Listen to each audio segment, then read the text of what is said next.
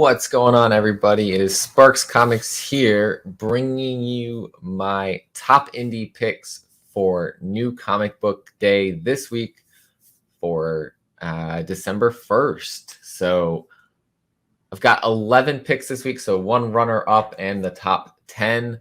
So I'm just going to hop into it for you guys and get this going so that you guys can check out these books this week for New Comic Book Day, maybe request them from your shop if you weren't already reading them. Go find the back issues before the next issue comes out, whatever the case may be. But this is my pick for runner-up this week. It's Murder Hobo Chaotic Neutral number 3 of 4.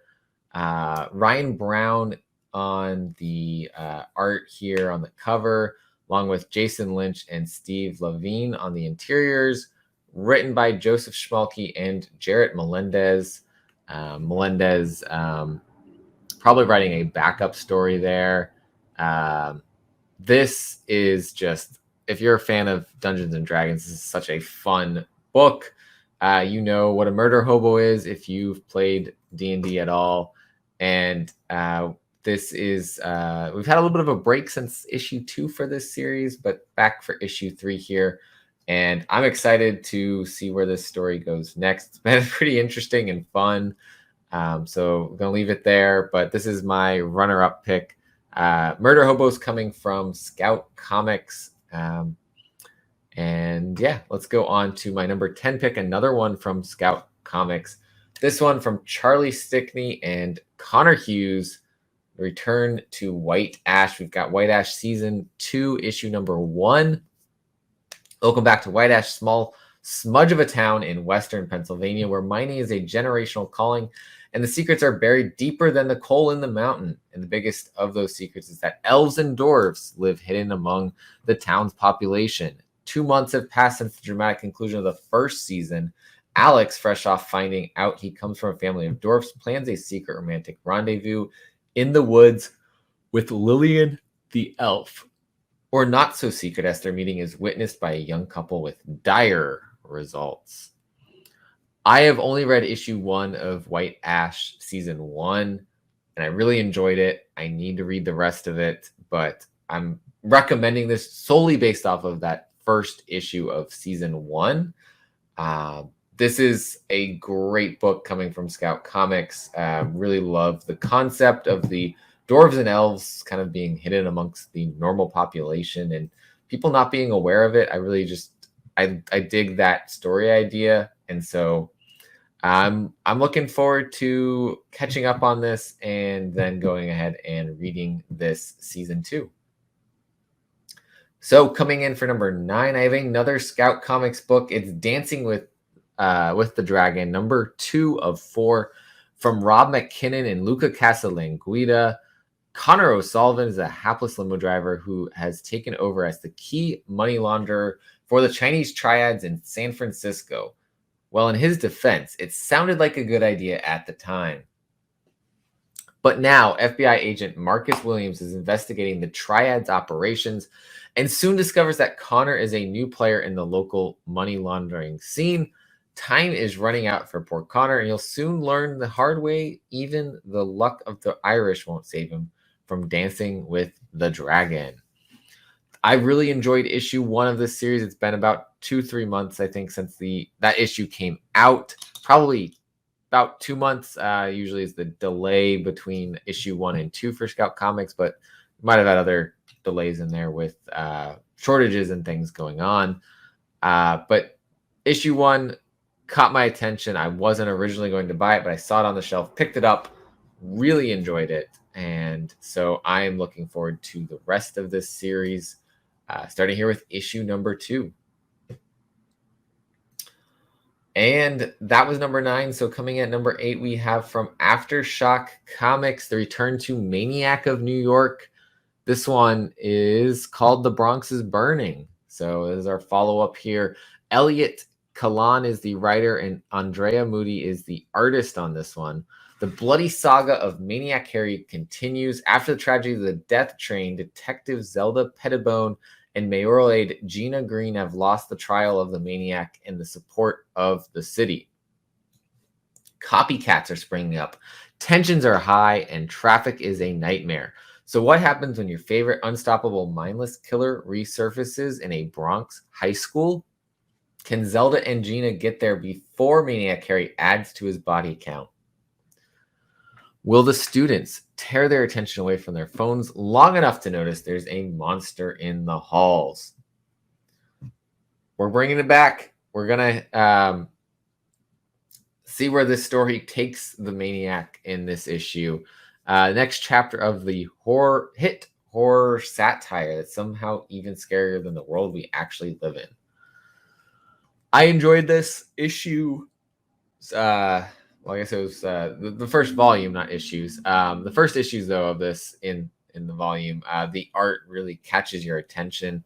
Andrea Moody has a great style for horror, and so that's what I think really sets this book apart, brings you in.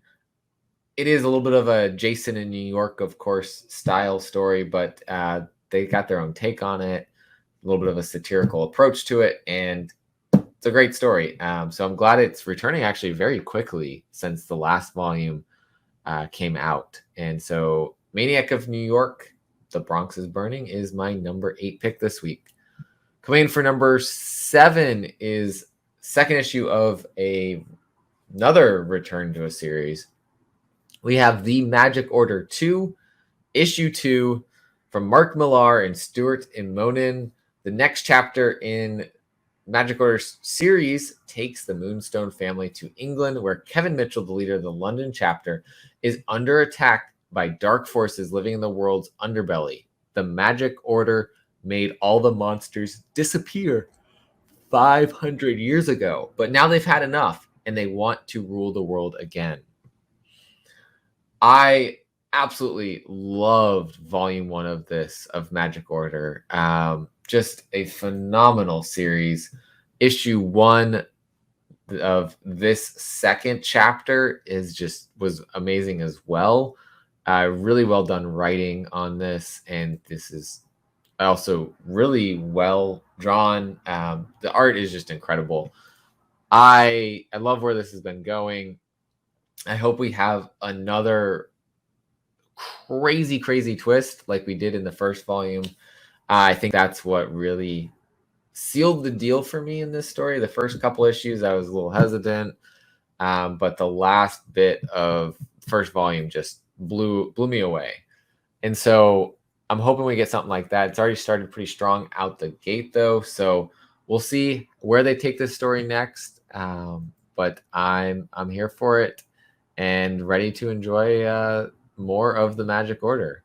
So that's my number 7 pick this week. So number 6, we've got another Aftershock book. This one, Campisi the Dragon Incident, number 4, from James Patrick and Marco Locati. This is the last issue, I believe, here. I believe this is just like James Patrick's other series, Kaiju Score. This is a 4-issue series.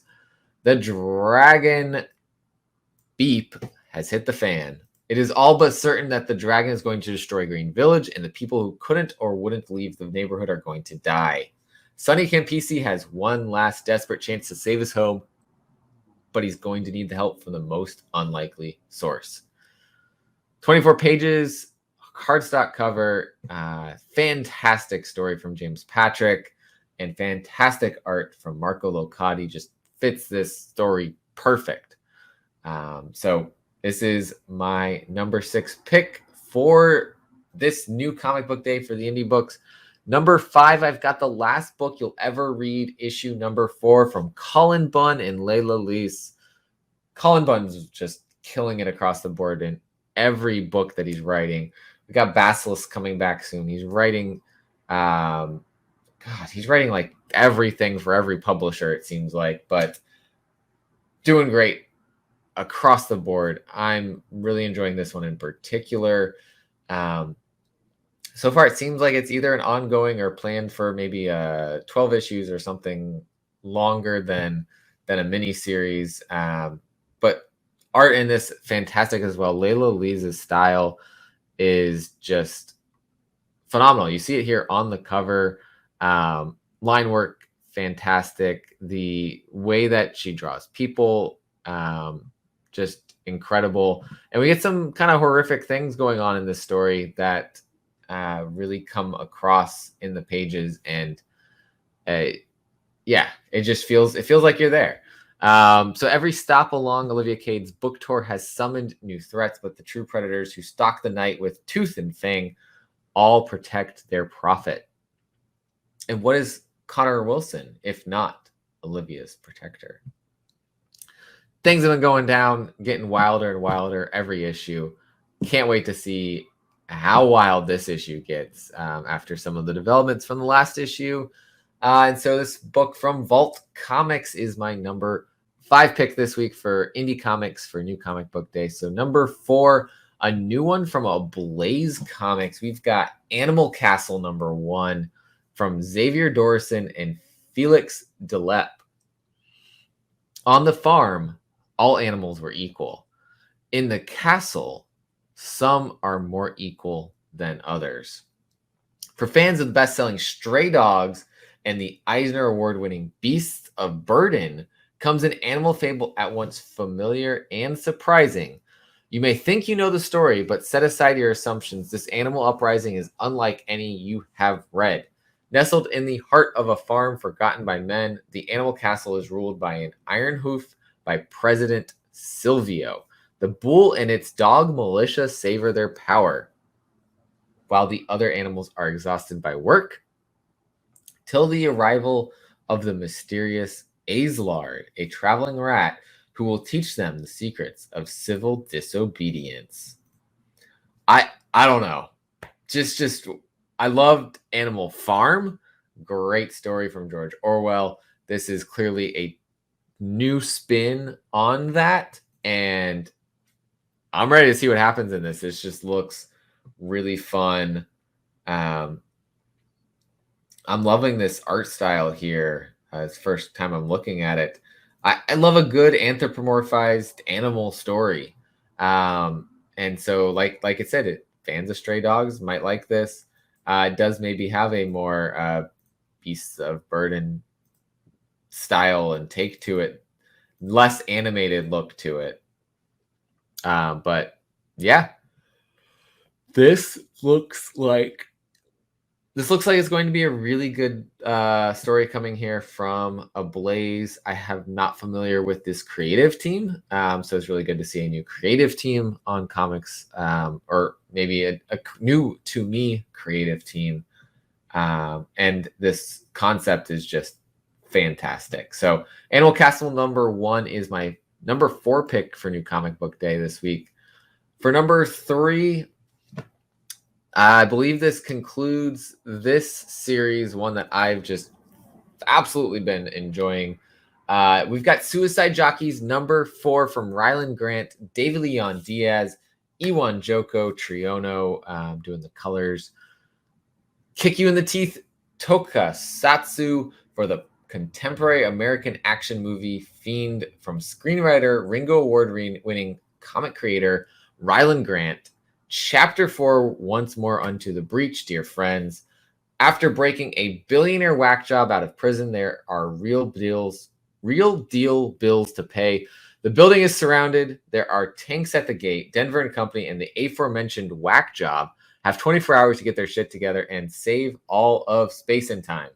Season 1 concludes with monsters, mayhem, and a time heist that will literally melt your face. Just this book is so much fun. Doesn't take itself too seriously. Throws lots of nostalgia and references in. Brings that connection between comic and real life in there, without throwing real life things in your face. But enough to make you think, what if this is real? And I love that. I love those little nods thrown in there by Ryland in his writing, and really digging David Leon Diaz and Iwan Joko Triono's art on this.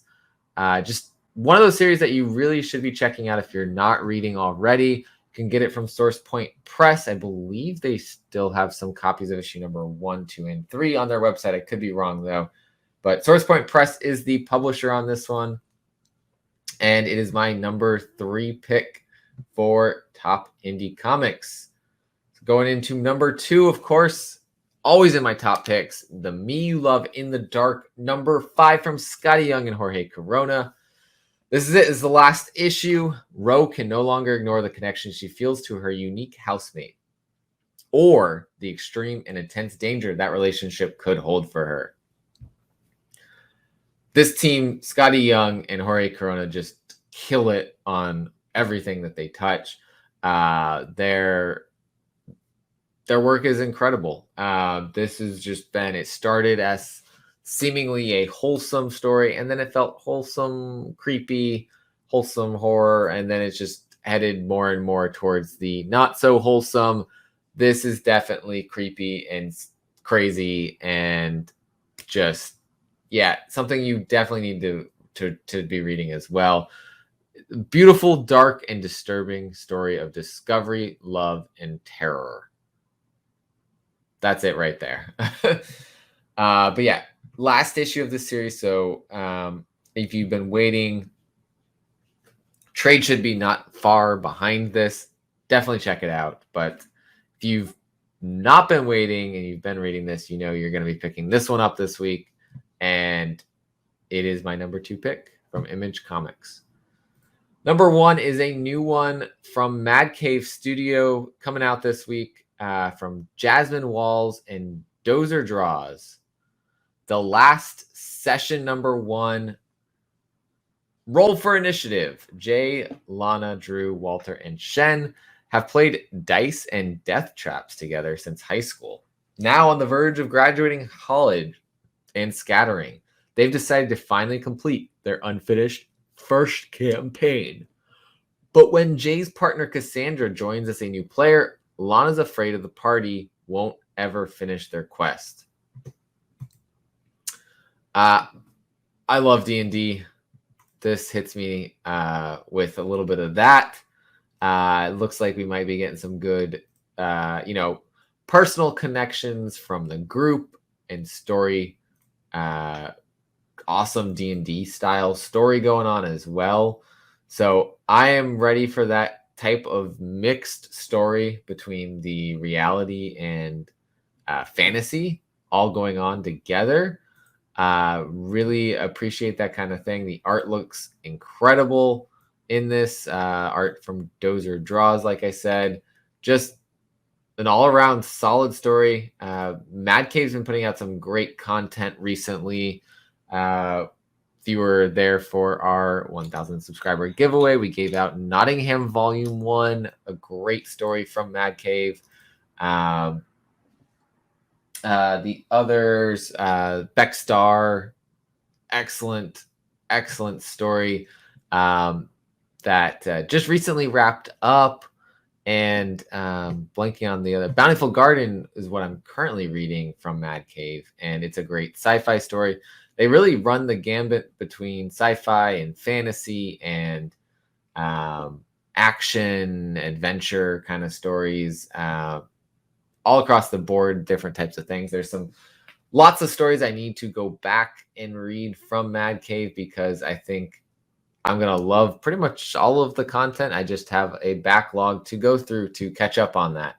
But yeah, The Last Session, issue number 1, is my number 1 pick this week. And very excited for this. Very excited for everything coming out this week.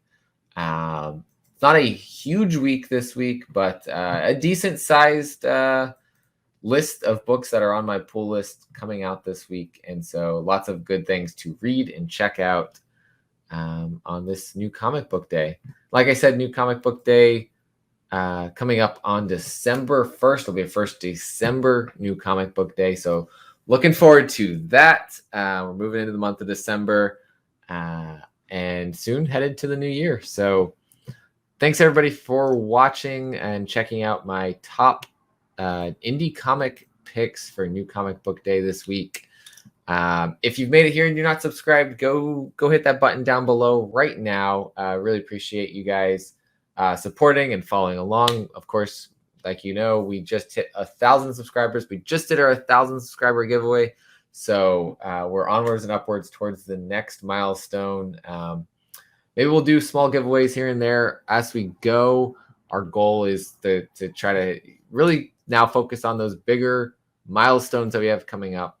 So we will talk about those as we get close to them. So thanks everybody again. As always, collect what you love, and see you next time.